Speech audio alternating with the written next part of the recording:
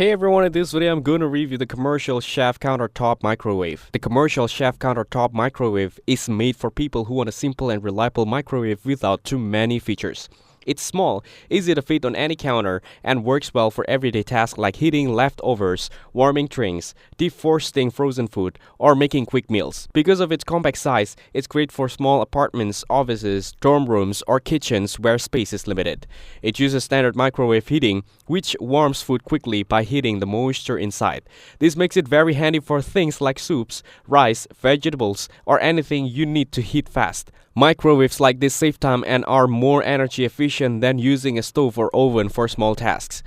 The turntable inside spins your food so it heats more evenly. For larger or thicker food, it helps to pause and stir halfway through.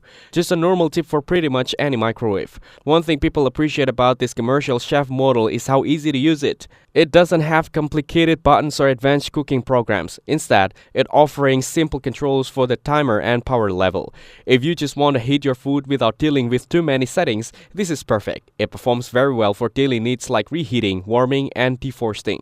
Just keep in mind that, like most microwaves, it can't brown or make food crispy the way an oven can.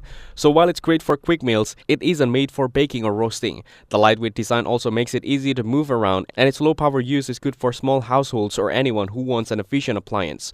Overall, the commercial chef counterpart microwave is dependable, no-nonsense appliance that does exactly what you need, heats food quickly, saves times, and fits in small spaces. It's not meant for advanced cooking, but for simple everyday use, it's a solid and practical choice. Thank you everyone for watching this video. Hope you get some value. Make sure to like the video and subscribe. Goodbye.